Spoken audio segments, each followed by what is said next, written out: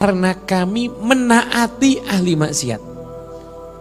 Gaya hidup kami sama kayak gaya hidupnya orang yang ahli maksiat. Perilaku kami gak ada bedanya dengan orang yang bermaksiat. Cara berbicara kami persis kayak cara berbicaranya orang yang bermaksiat. Dua hal ini dihadap sama Allah. Terus gimana nasibmu sekarang? Saya ini sekarang kalau yang lainnya udah pakai satu pelana daripada api. Siksa sama Allah. Sekarang saya ini ada di ujung jurang neraka. Saya nggak tahu saya akan tercebur ke neraka diadab atau saya akan selamat. Saya nggak tahu. Nasib saya masih tidak jelas. Kenapa? Yang tadi ambisi sama dunia, dan yang kedua gaya hidupnya taat dengan cara hidup orang-orang yang bermaksiat kepada Allah Subhanahu wa Ta'ala. Makanya sekalipun kita jangan mikir secara fikih haram atau tidak, cuma itu gayanya siapa itu. Merayakan dengan cara begitu itu seperti gayanya siapa. Ini yang harus kita hindari.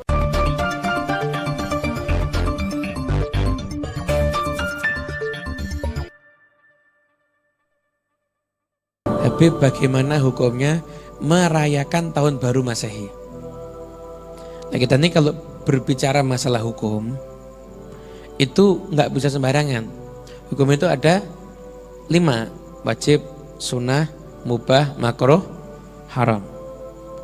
Wajib ada perintah, sunnah ada perintah tapi nggak begitu kuat, mubah nggak ada perintah nggak ada larangan, makruh itu ada larangan tapi nggak kuat, haram larangan kuat.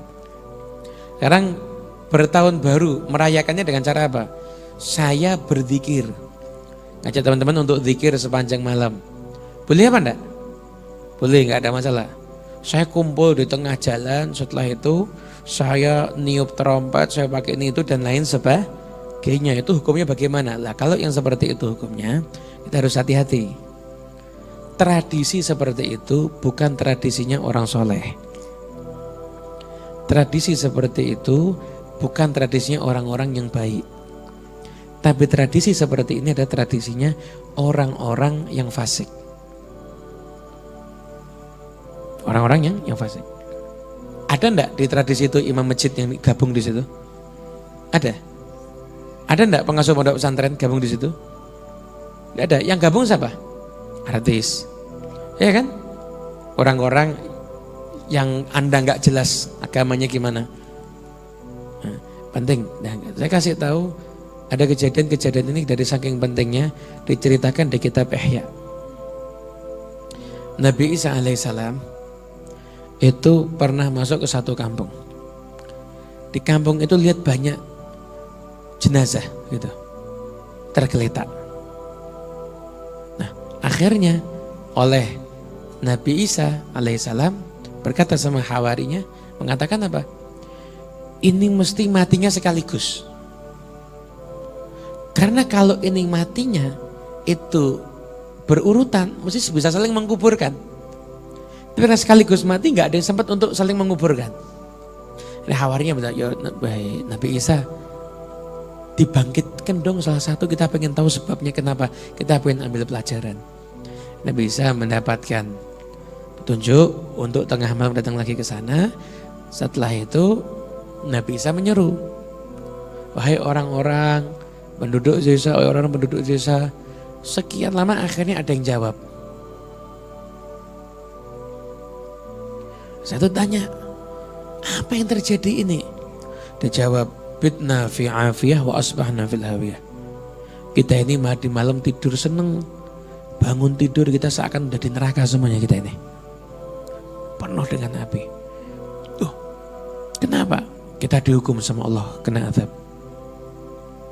Saya tuh Nabi Isa nanya lagi, kenapa kamu kok diazab sama Allah? Ya, karena 2 kesalahan kita. Yang pertama, kita cinta sama dunia. Seperti apa cintamu sama dunia? Seperti cintanya anak kepada ibunya. Ibunya datang senang, ibunya pergi nangis. Cintanya bayi pada ibunya. Karena itu dihukum ya. Yang kedua apa? Karena kami menaati ahli maksiat. Gaya hidup kami sama kayak gaya hidupnya orang yang ahli maksiat. Perilaku kami gak ada bedanya dengan orang yang bermaksiat. Cara berbicara kami persis kayak cara berbicaranya orang yang bermaksiat. Dua hal ini dihadap sama Allah. Akhirnya kemudian bisa nanya, ya sekarang pertanyaan berikutnya nih. Kenapa sekian banyak ini nggak ada yang jawab, kok cuma kamu yang jawab?